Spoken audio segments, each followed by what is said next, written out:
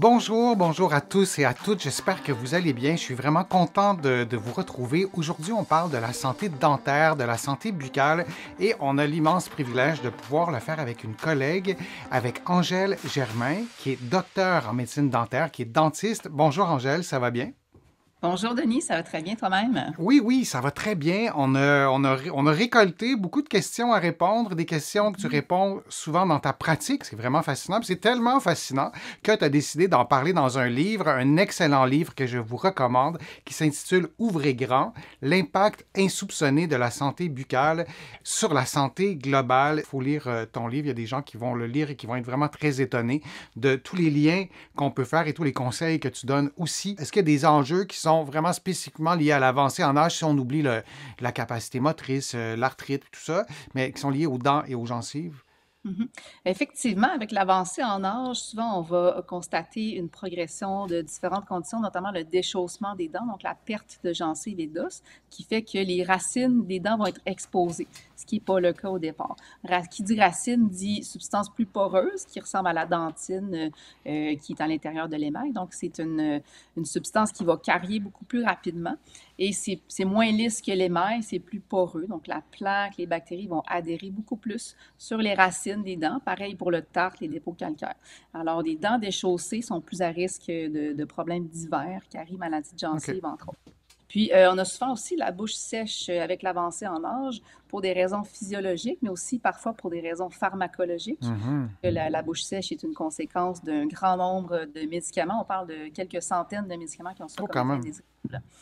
Alors, qui dit bouche sèche dit encore une fois plus difficile à nettoyer, la plaque qui va adhérer, c'est inconfortable, on a de la difficulté à aller partout. Alors ça, c'est un élément peut-être encore une fois discret, mais qui est très présent dans le tableau dans beaucoup de cas chez les personnes plus âgées. Est-ce qu'on devrait aller chez le dentiste un peu plus souvent quand on est plus âgé? Tu parles du déchaussement, par exemple, ou pour prévenir certains problèmes, ou tu recommanderais d'avoir la même fréquence et après ça, Mhm. c'est du cas par cas avec le dentiste? Oui, ben c'est certainement une bonne idée de miser sur la prévention, dans la mesure où on a accès à un dentiste où c'est la mobilité est facilitée, par exemple, ou alors il y Mhm. a certains dentistes qui se déplacent, ça peut être avantageux. OK. Et j'aurais le goût de dire aussi de viser à d'avoir une dentition facile d'entretien.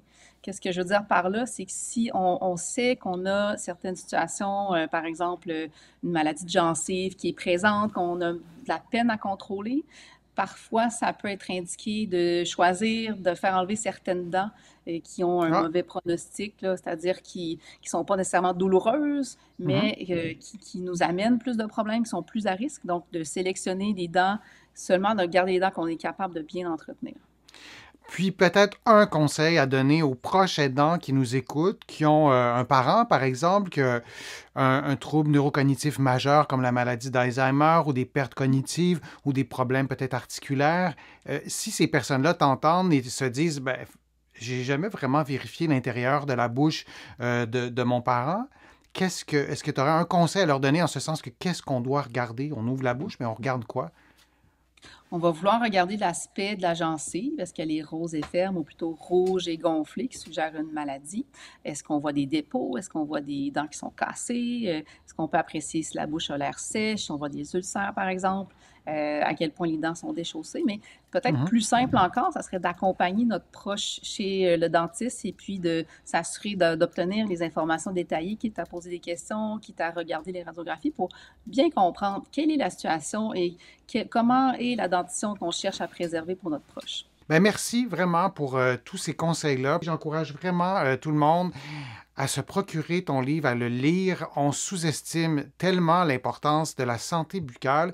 On sous-estime aussi notre propre rôle qu'on peut jouer dans Mhm. notre santé buccale. Ouvrez grand l'impact insoupçonné de la santé buccale sur la santé globale. Si vous vous dites, bon, brossage des dents, soie dentaire, je sais comment ça marche, vous vous trompez. Pourquoi? Parce que la science est assez puissante. La science découvre des nouvelles choses.